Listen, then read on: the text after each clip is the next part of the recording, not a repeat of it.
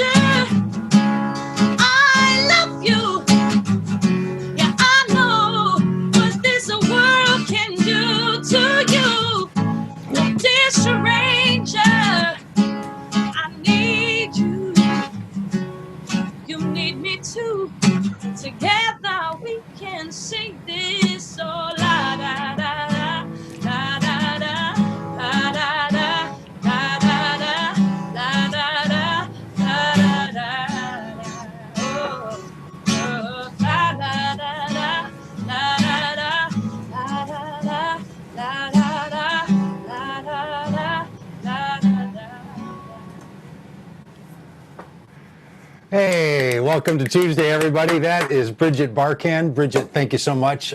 You might be saying to yourself, I feel like I just saw Bridget on my computer screen or on my television last night. And if you think so, that's because you were watching American Love, the Vote Common Good, Cooking Up Something Good cooking show brought to you by Vote Common Good and Samir and Daughters. And there were little cutaways, and Bridget was in a wooded area singing a song about the good people and the food of Wisconsin.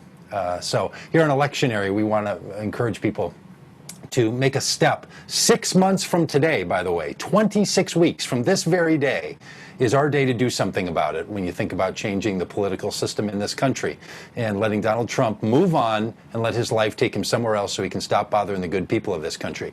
Well, we want to do that on cooking shows on Monday, encourage people, on Tuesdays, on Fridays with our prayer time. We're going to be launching a musical jamboree on Thursdays. So many things that are up and coming. And Bridget, thanks so much for being with us. It's great to have you. Tell us a little bit about what you do. Before we came on the live stream here, you were mentioning that you make music on call for people. You're a songwriter, and you do this to help people have songs that they want to sing. Yes, I consider myself, a healer through music in a lot of ways. I love it heals me. I've been working with incarcerated teens as well as with teen mothers, writing songs with them. And I also love to write songs with other people, and I'm doing it for hire since I am out of a job. That's fantastic. How do people find Bridget Barkan? Where do they go to? You can find me bridgetbarkan.com. You can email me bridgetbarkanpr@gmail.com as well. And great. all Well, thanks for Bridget being Barkan. all things Bridget Barkan. Well, thanks for being a part of this. Thanks for being part of American Love. Really great to have you. And all of you that are clicking on and watching on Facebook or have joined us on the Zoom feed, we're super glad you're here. Vote Common Good is an effort to try to call people to faith, hope, and love to bring about a change on Election Day.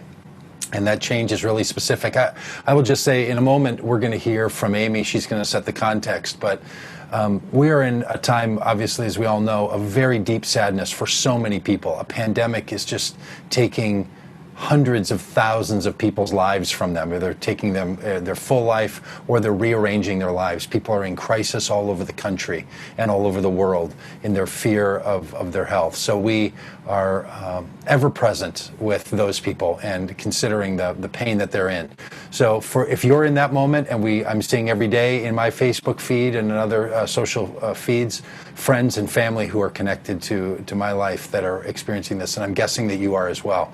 So while some of us are at home sheltering in place, some of us have to go out, some of us have to move around. Some of us are able to stay home, and some have to stay where they are because they're so sick. And I recognize that the governmental leaders of this country often, especially in the Trump administration, seem to be blowing past all this and looking past all the people who are hurting and who are sick. And we want to recognize you tonight. We're doing this work on behalf of all of us, on behalf of those who are most vulnerable and those, of course, who are hurting right now and because of this pandemic and because of COVID-19 and all the other pains that have been brought to us by the failures of our system and especially by the failure of our government. So that's what we're up to. We are on a 6-month now journey, and we want to bring faith, hope, and love to bring about a change on Election Day. So on Electionary, we ask someone to give a reflection on a biblical passage. That's going to come to you tonight from Sister Simone Campbell. I mentioned that Brandon's got a song for us. You're also going to hear a song from Javier and a song from Mia. It's a musical ensemble tonight, and then discussion from our panelists and some thoughts from Amy Sullivan. So without further ado, one of the teammates of the Traveling Road Show that is now coming to you from our homes and family rooms and closets and basements, our Vote Common Good tour, Brandon Pfeiffer. No puns, Doug? I was just going to say, for a lot of us, there's knowing when this is all going to change, when we're going to get back to lives that resemble something of what we used to live.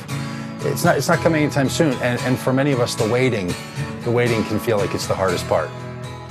Oh, baby, don't it feel like heaven right now? Don't it feel like something from a dream? Well, I've never known nothing quite like this. Don't it feel like tonight might never be again? Honey, you know better than to try and pretend. No one could have ever told me about this. I said, hey, yeah, the waiting is the hardest.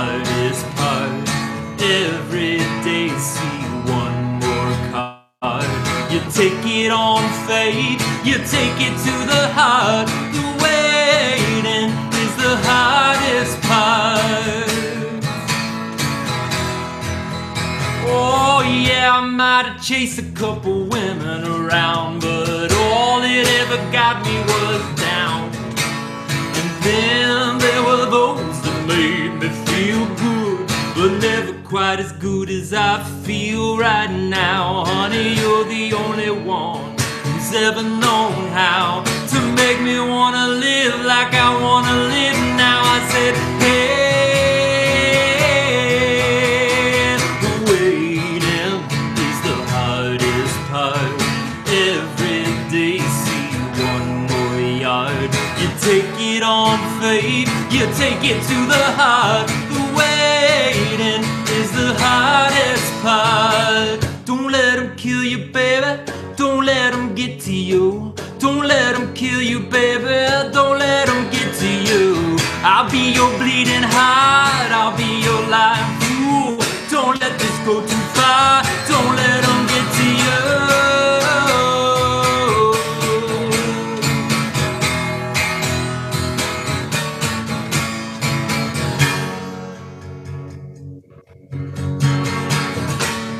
Feel free to help me out here. It goes, yeah, yeah. I said, yeah, yeah. Yeah, yeah, yeah, yeah. The waiting is the hardest part. Every day, see one more yard. You take it on faith. You take it to the heart. The waiting is the hardest part. The hardest part.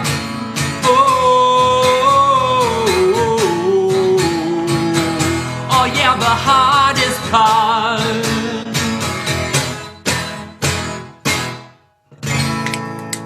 Yeah.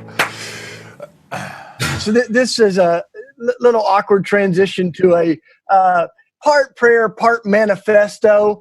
But this is written by a guy named Cash Monk, who was a Danish pastor. He was part of the resistance to the Nazis, and eventually he was killed. He's honored as a martyr. And this is his prayer.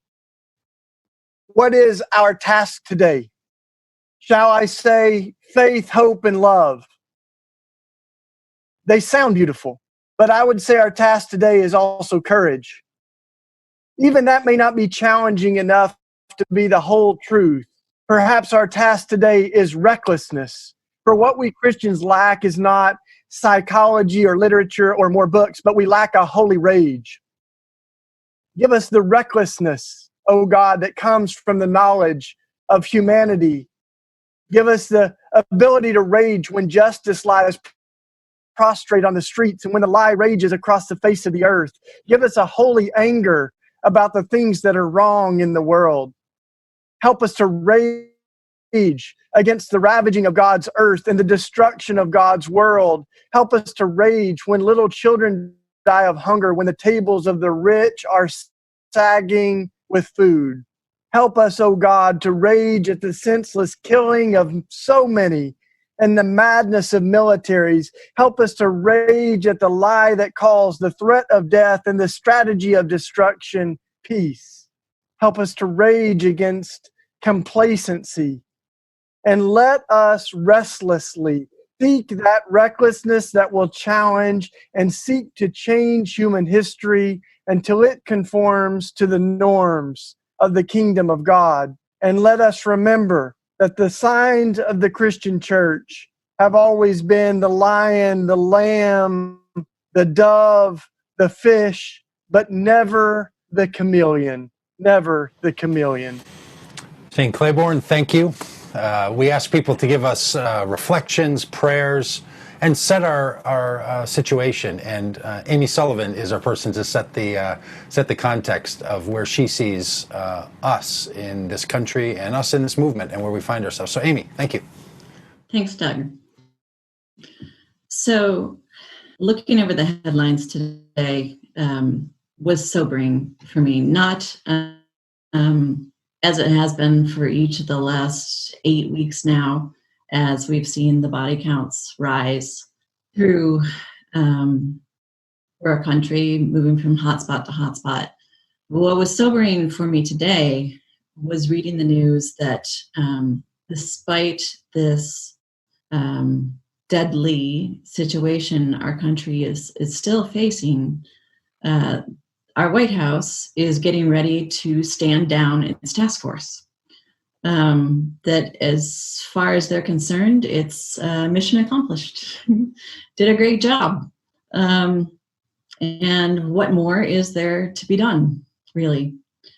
And it was while I had that on my mind that I saw a piece in the New York Times. It was an op-ed by one of the writers, Charlie Wartzel, who was suggesting that one possibility for what we take from this pandemic is that it goes the way of mass shootings, and by which he means that we accept the body count as simply the price of our freedom. That if mass shootings at schools that kill our children is the price we have to pay for the Second Amendment, then so be it.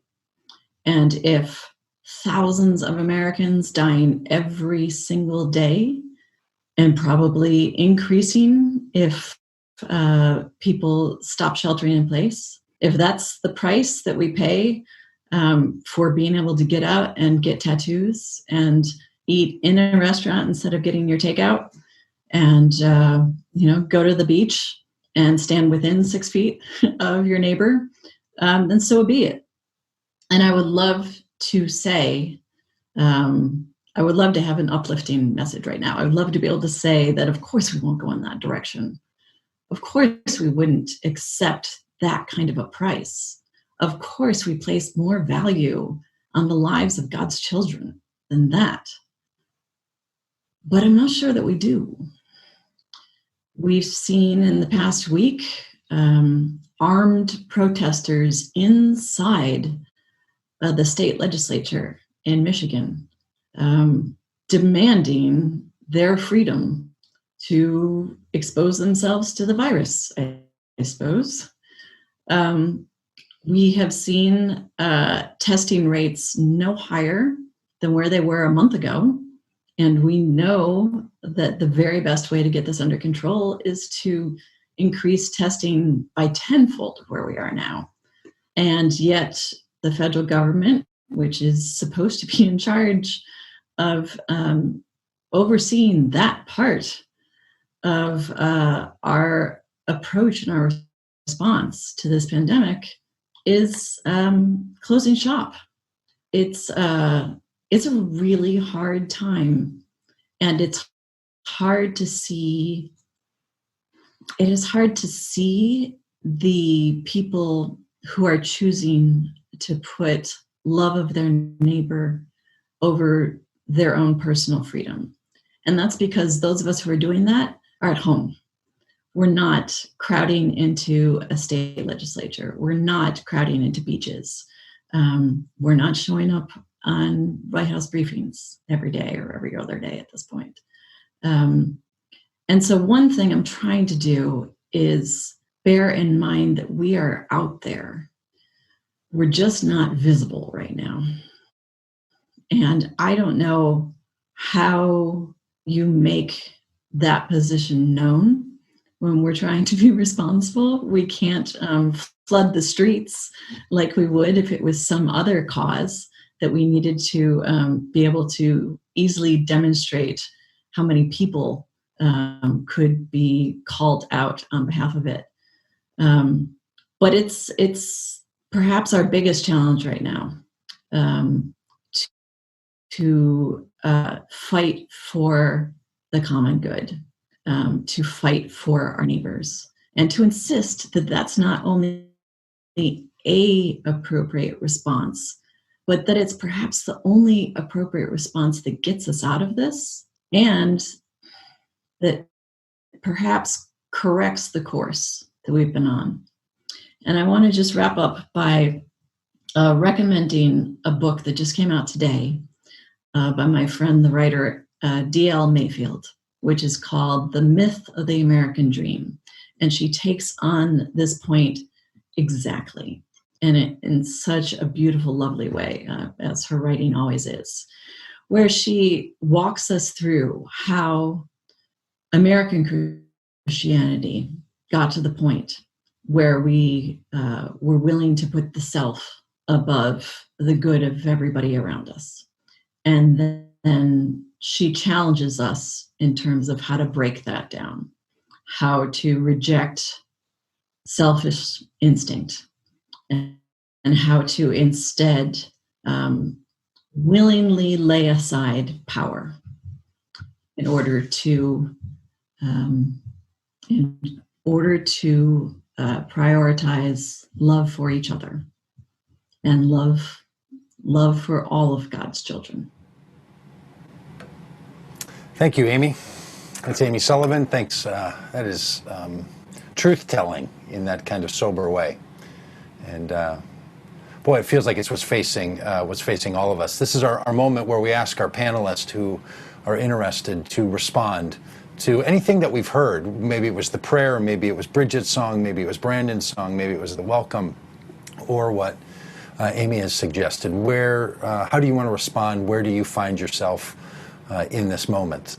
Boy, I will just say that I resonate with that so deeply, Amy. I mean, I felt just utter rage today when it felt like the federal government was saying not only we weren't going to do anything all along, what we got roped into by having a commission of people and a task force that was going to own this issue, they even let go of that.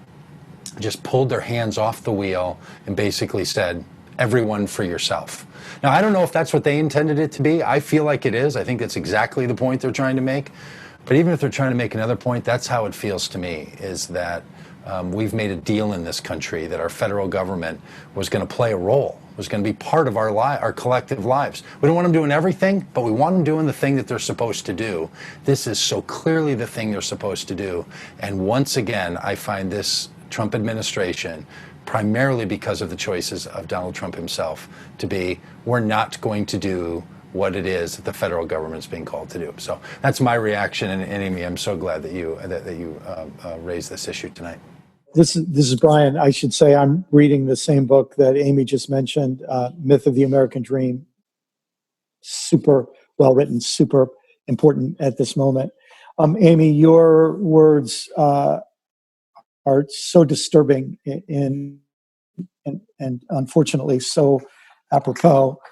I read today that in Michigan, African Americans make up 15% of the state population, and they represent 35% of people diagnosed with COVID-19. That means that blacks in Michigan are 133% more likely to contract the coronavirus compared to their relative percentage in the state.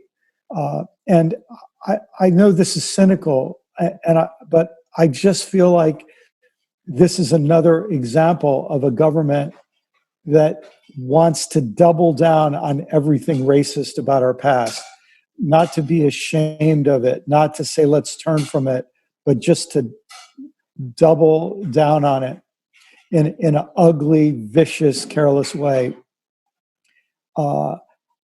Amy, as you made this analogy to gun mass shootings and gun violence, all I could think of is that this whole Republican pro-life thing is being shown for the scam that it really is.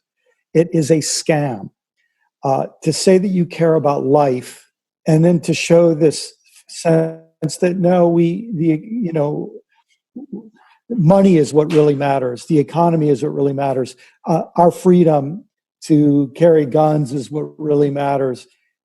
Something is screwy. I know because I grew up, evangelical, and I was, in the pro-life world for a long time.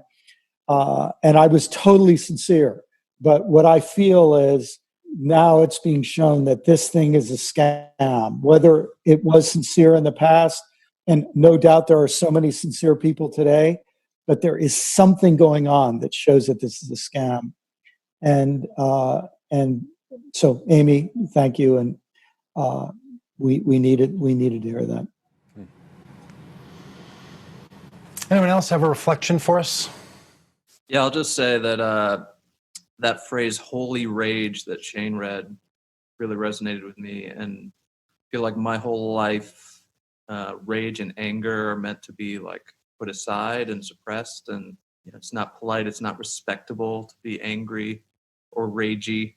But I feel like so many people have let so many things slide, let so many things continue to happen without getting angry and demanding things change, that it's it's almost impossible to not feel that rage, and I just don't know what to do with it. I guess I've put all my nerd cards on the table. I was watching Star Wars earlier, and there's a line, it said, "They win when they make you feel alone." And like you were saying, Amy, it feels like some days you're the only one that cares, you're the only one taking this seriously, and can feel really alone and isolating. And so I think just things like this at least help me to not feel alone. And so, all right, we're going to give all the panelists a chance to respond after our lectionary reading tonight, which will come from Sister Simone. But before that, Javier San Pedro is here. He has a song for us, and this has been a song that I just want to give a little editorial to. It's been around my life since 2001 when Javier wrote it. Javier and I are part of the same Christian community here in Minneapolis, and we're part of that community then, and Javier is one of the songwriters. And after September 11th, which was one of these deep tragedies in our community, we had to write songs about what that would mean and how we would move forward. And Javier wrote one that has stayed with me for 19 years. I asked him if he would do it tonight. It's called "Madmen to the Sane." And for a lot of people, it's not going to sound like a typical church song, frankly, because it's more of a lament and more of a recognition of the place that we find ourselves. In fact, in case Zoom doesn't let you hear, because of the quality, all the sort of nuance in it, it paints a picture of the playgrounds being all empty. And I was thinking back to when the playgrounds were empty after September 11th. And just today, I walked by a playground half a mile from my house, and it's wrapped with orange construction fencing, and the playgrounds are sitting empty, and this sort of image about where we find ourselves. And then what Javier does, and I'm so glad he's going to do it tonight, is he reminds us that it could all get so much worse before it gets better. Like, it's easy to say to ourselves, well, this has got to be the bottom, this must be the place where it has to end. And Javier has this great sense to remind us that we don't know what the future is going to bring, but we have choices to make. It could get worse before it gets much better. And what are we going to do about it? So, Javier, I hate to explain someone else's song, but that's what it has meant to me. So unless you want to say something else, please do. Yeah, I think that's right on. I think the only other thing I would add is that over the span of 19, 20 years, it's become a much more nuanced song for me. And as I was thinking about it today, it's a call to our common humanity, that it's become that for me. As we all try to figure things out in a world that we may not like and we may not understand, and that's really difficult at times, and the things that we're faced with. So here it is, the Madmen and the Sane.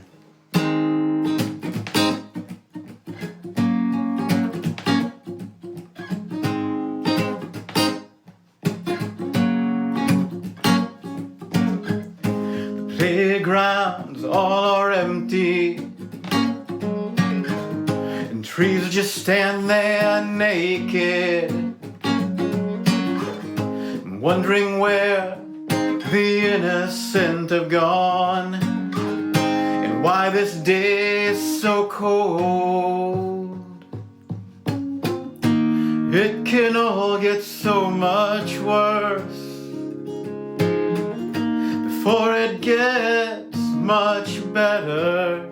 And who can sing a different verse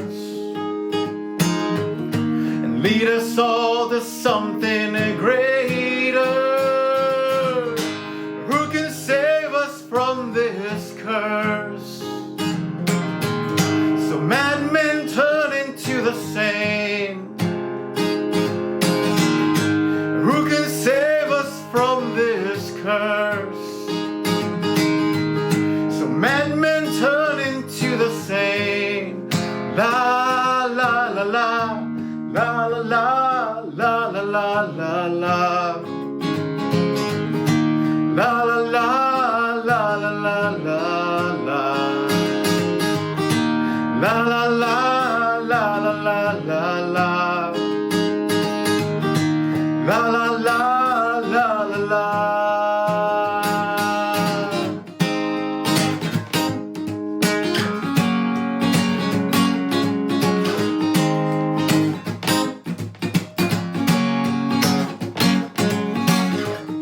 The rockets fly over my head,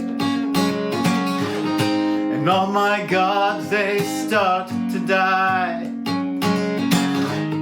I wonder why my nightmares and my dreams are tangled up so tight. It can all get so much worse before it gets much better. And who can sing a different verse and lead us all to something greater? Who can save us from this curse? So madmen turn into the same. Who can save us from this curse? So madmen turn into the same. La la la la, la la la, la la la la la. La la la, la la la la la. La la la, la la la la la. La la la, la la la. And how can peace come to us all if all I want is peace for me? And how can peace come to us all if all I want is peace for me? Who can save us from this curse? So madmen turn into the same. Who can save us from this curse? So madmen turn into the same. La la la la, la la la, la la la la la. La la la, la la la la la. La la la, la la la la la. La la la, la la la. La la la, la la la la la. La la la, la la la.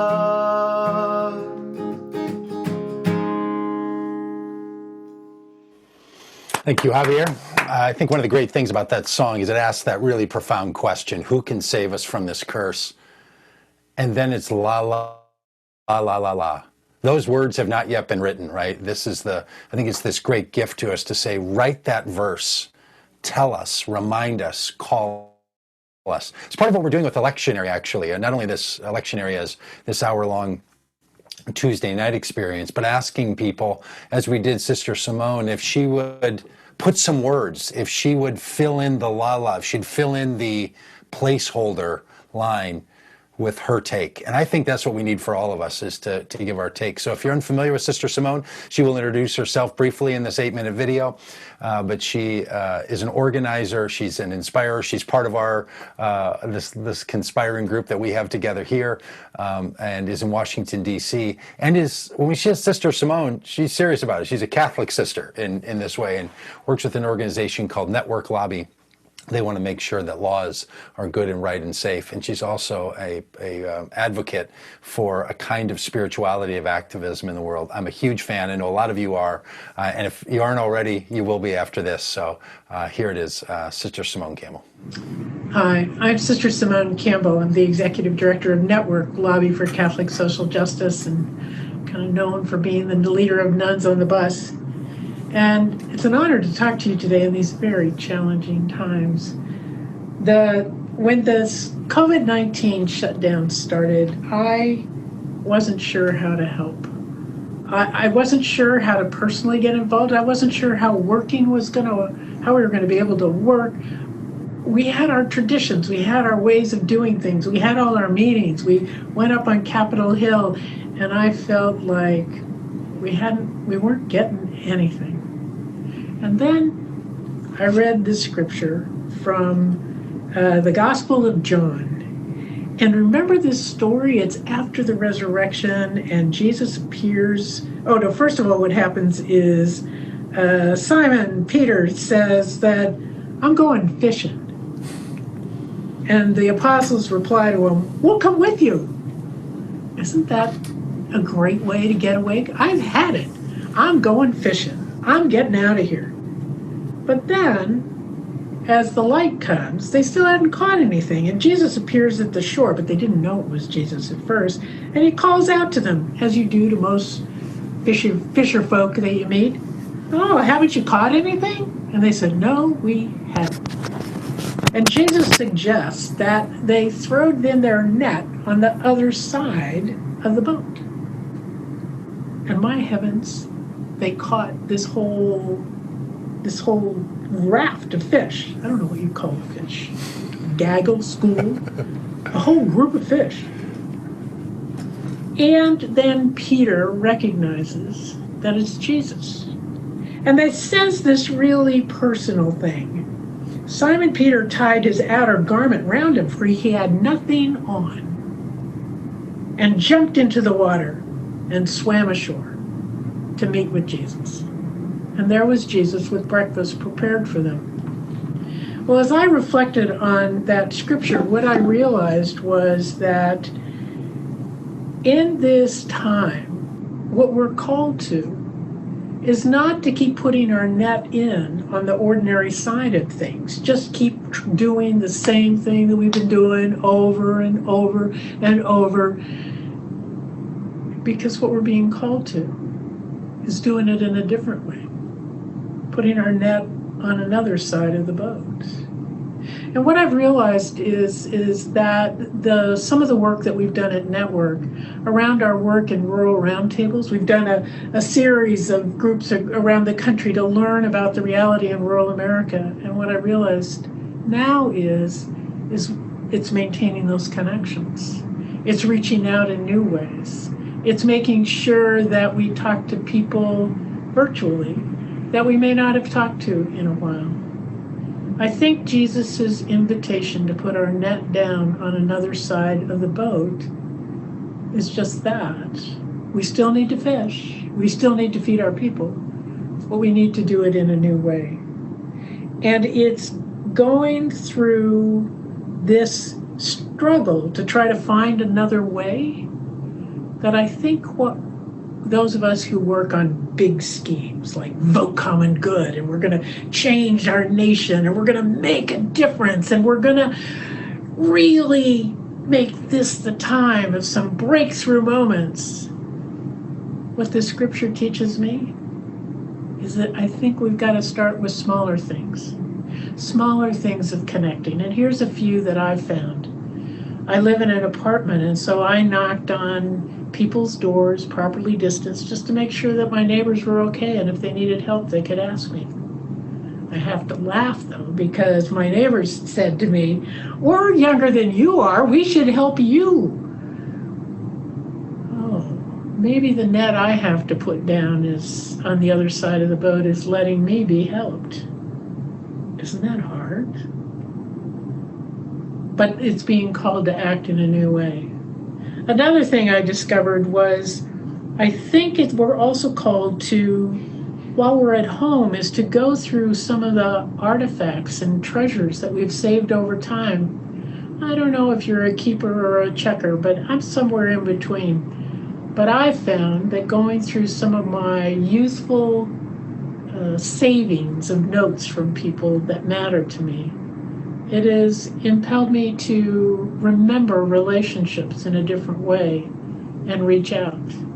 Maybe some of us need to put on our clothes, just the way Peter did in the boat when he realizes Jesus is beckoning to us in the shape of our friends, to come ashore, connect with us, do another Zoom call, be in relationship. And, well, we might not be naked, we might still be in our pajamas in a socially isolated way, but I think what we're called to is to show up and be in relationship. And sometimes these old artifacts that we have can help us remember a relationship. We can also sit and write letters. I know I laud the Postal Service for continuing to deliver mail. I mean, they take risks every day to do it. But I also think that this is a chance to write of our hearts to each other. Sometimes we do it at Valentine's, but let this time of crisis and pandemic be an opportunity for us to speak to those who have our hearts about what each other means to us, about why our friendship's important. And finally, I would suggest that we spend some time every day in prayer, just meditation, opening ourselves up to the presence of the divine. Because in these times of turbulence, in these times where it feels like we're not catching anything, we're not getting anything done, the world is in such chaos, isn't that the very moment where we need to sit by the side of the sea and to open ourselves and to know that, yes, the divine is present in this moment. And that as we realize the presence of the divine, that God is alive in our midst, as God is present, embodied in our friends and in this circumstance, that in that moment we know that despite all the chaos, despite all the fears, despite this pandemic, we are beloved of God. And as beloved, we are one with the universe, one with the divine, one with each other. So, I urge you, please, take a moment, reflect, connect, and know that the divine presence is with us. And Jesus, just like he did for the apostles, will have breakfast prepared for us when we get to the shore, after discovering the new ways in which we can catch fish, be connected. And at that breakfast, let us celebrate that we are beloved and we are grateful. Thank you. So that's Sister Simone Campbell, and I don't know, I guess when you ask the question, who can save us from this curse? Someone like Sister Simone, I think, is one of those.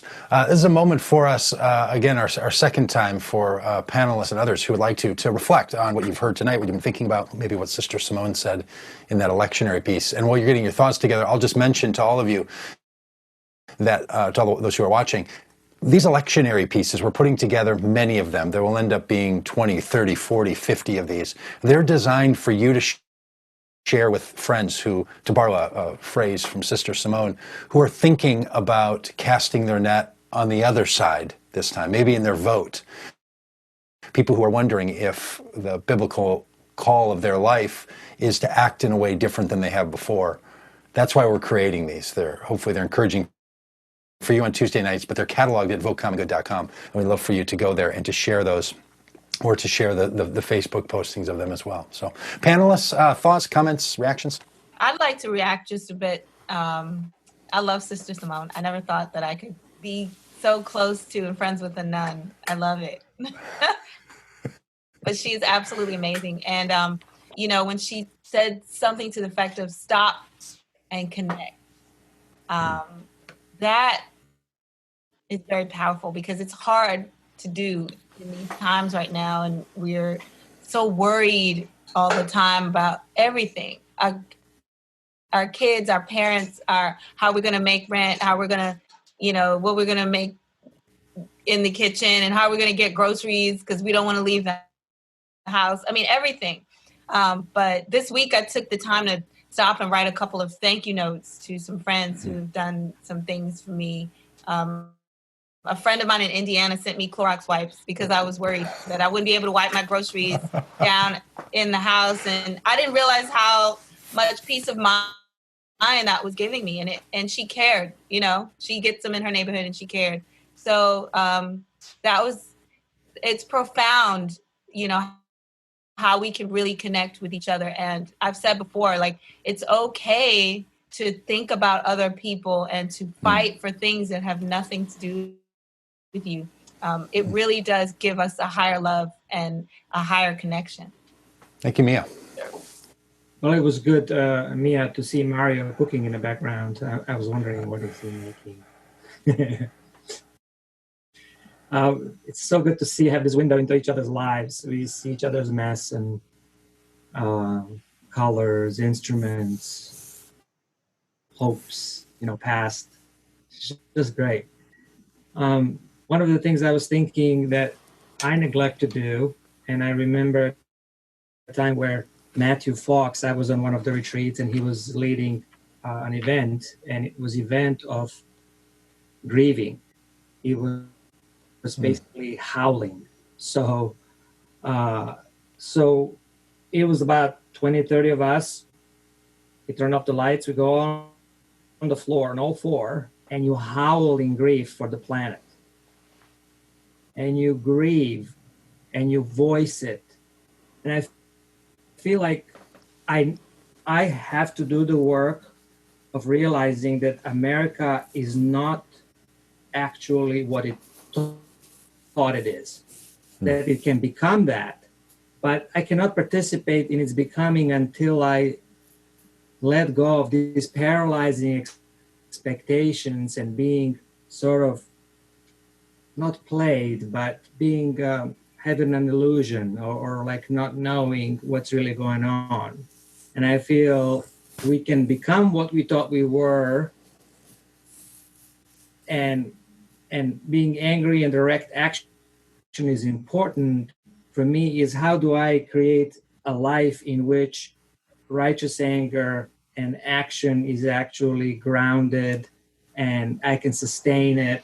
And I think grieving is one of these things nobody's talking about. It's kind of the other side of the boat. You know, just being sad, just plain like come to a place where you need to cry. You know, it just has to be done by a lot of people. Thank you, Samir. Anyway. Thank you. Thank you. Anyone else want to share in a final reflection? Yeah, I'm so thankful to Sister Simone for many, many reasons, but she always puts my righteous anger in a more positive frame. And I like the idea of instead of being kind of paralyzed by rage or by just uncertainty, instead taking an active step to fish on the other side of the boat. And what it reminds me, building on what Samir just said, is we do want to come out of this closer to, as Barack Obama always says, to a more perfect union. We're perfecting it. It is not perfect yet. And I don't believe we will get there through all the same old ways. And yet there are so many powerful pressures that will try to push us just right back to the same track that we were on. The people who want us to just go back to being the consumers that we were before and just forget about all of that. The people who want us to go back to the same crazy office lives that were just taking over all of our days and all of our hours. The politicians who want to divert us from thinking about a world in which we are interconnected, in which we cannot silo ourselves off. There are so many people with a lot of money and a lot of power who have a vested interest in the way things have been. And yet we have an opportunity now to lead and to show another way. And that's fishing on the other side of the boat. I don't know what it looks like in the details right now, not yet. But I would just suggest it's a powerful opportunity for us. And this may be the best chance that we have to convince more people that the road we were on was unsustainable. It never was sustainable for most people. And this is the chance to try another path. Strikes me that was a showstopper there, Amy. So thank you. Hey, Patrick is a part of the Vote Common Good crowd. And lest you think that we're only having a Catholic night with a Catholic nun and now the former director of the Franciscan Action Network, we did ask Patrick if he would come with a prayer for us. And then we have a couple of announcements. Then Mia's going to serenade us into our evening. So Patrick. Well, thank you. I'm really happy to be here. I was going to comment about Sister Simone, but I thought I'd wait till I was going to talk while I commented. Simone's a dear friend. We've worked together for many years, and I was so grateful to hear her and see her today. It's one of the things about COVID-19 is that before this happened, I would be in meetings with Simone 2 to 3 times a week, going to different, at protests and rallies. Every couple of weeks, she and I would get together and have a glass of wine just to kind of debrief and support each other. But, as a result of COVID-19, our world has been turned upside down. We're asked to make difficult choices and sacrifices for the common good. The 13th century theologian, Franciscan theologian, St. Bonaventure, tells us that how we choose and what we choose makes a difference. First, in what we become by our choices, and then second, and more importantly, what the world becomes by our choices. And perhaps one of the most difficult choices that we're faced with is when a loved one is dying today. It's painful enough without the added hurt of believing that they're dying alone without family and friends around them. But in Irish Celtic spirituality, there's a belief in what is called thin places, places where the veil between earth and heaven is so porous that we may experience the other side. The Celts believe that the moment of death is the ultimate thin place. There, beyond our ability to see or to imagine, those whom we love and honor have gone before us in faith, moved towards us in a joyful welcome. Our faith teaches us that our loved ones were not alone, that in their final hour, the veil fell away and they moved forward surrounded by ancestors. Christian faith tells us that they're surrounded and welcomed by the communion of saints. So as people of faith, one of the most important lessons we can learn from COVID-19 is that we are all connected. We've learned that what happens to one person in a region in China that nobody ever heard of affects the entire world. Franciscan spirituality teaches the interdependency of all creation. St. Francis of Assisi had a deep respect for creation. It was not out of a sense of duty or obligation, but out of an inner love by which creation and the source of creation are intimately united. Creation is the outpouring of God's love into the universe. So let me just conclude with this Franciscan prayer that you're probably most are familiar with. It's the peace prayer of St. Francis. Lord, make me an instrument of your peace. Where there is hatred, let me sow love. Where there is injury, pardon. Where there is doubt, faith. Where there is despair, hope. Where there is darkness, light. Where there is sadness, joy. O divine Master, grant that I may not so much seek to be consoled as to console, to be understood as to understand, to be loved as to love. For it is giving that we receive, it is pardoning that we are pardoned, and it is dying that we are born into eternal life. Thank you. Peace and all good. Thank you, Patrick. Hey, it's been a really great night. I'm super looking forward to when the time is that we can be back on the road together. But boy, in this moment, from all of our homes, into each other's lives, and to all those who are choosing to engage with us online, it's really such an honor. Lots of other ways you can connect with what we're doing at Vote Common Good. On Thursday, this Thursday night at the same time, 7 o'clock Central, 8 o'clock Eastern, 5 o'clock Pacific, and 6 o'clock in the Mountain Time, there's a conversation that goes with our Monday cooking class. So follow that.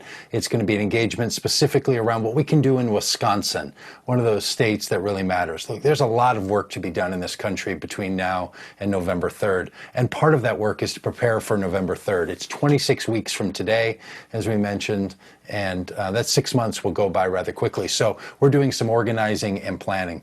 We also release podcasts. We have a regular social stream that happens, and we're looking for your financial participation as well. So if you or other people you know are interested in helping to financially partner with us at Vote Common Good so we can put all of our resources into faith, hope, and love, bring about a change on Election Day, we'd very much like for you to consider being a part of that. So get on our email list if you're not on it already. If you found us some other way, go to votecommongood.com. You can become part of our email list. We're going to communicate with you 3 times a week, and we want to stay in that flow with you in that way. So thank you for being a part of this tonight. We're going to ask Mia if she would take us out. We started with music from Bridget. We're going to end with some music, and in between there has been music and there's been reflection, and we hope that this electionary moment has given you a moment of biblical reflection for this election. So Mia, would you do us the great honor of taking us out in a serenade of types? Yes. Thank you, Doug. Oh, and Mario. Sorry. Hello, Mario. Everybody, this is Mario Angioni, and I'm Mia Pace, and we are here to tell you that it's gonna be all right. We think. We hope. And also, I think in one way or another, we all feel oppressed by this administration. I do, and I'm ready to be freed of it. And so in November, I'm going to do my part to get rid of this guy. And I hope that everyone, if you are able, will do the same thing, because we deserve our freedom from this administration. So we're going to do a little song just to uplift you, and we can have our sights on higher goals.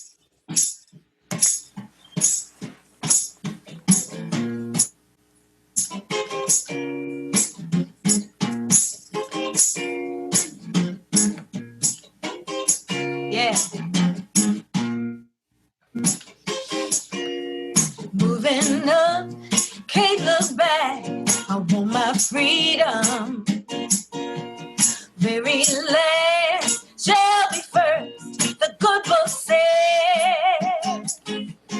But to reach that fine day, I got to do my best each and every way. If we wait, it might be too late to get my freedom. The time is now, I can't wait to get my freedom. Just can't wait, it's too late to compromise.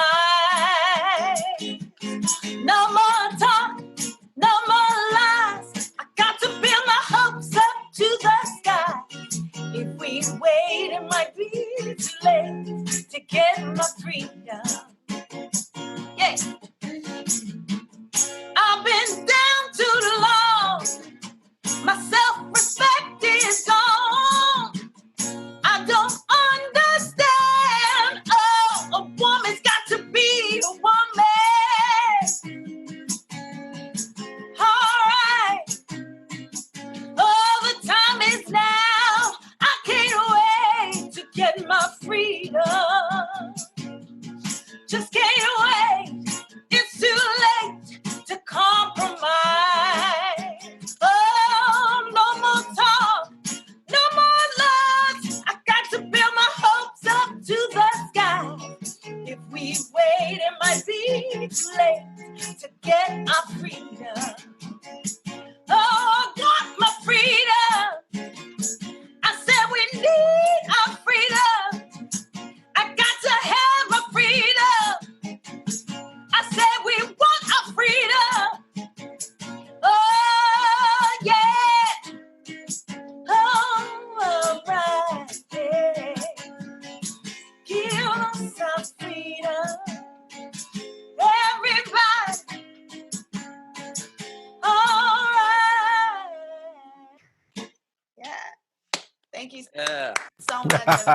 Are you kidding me?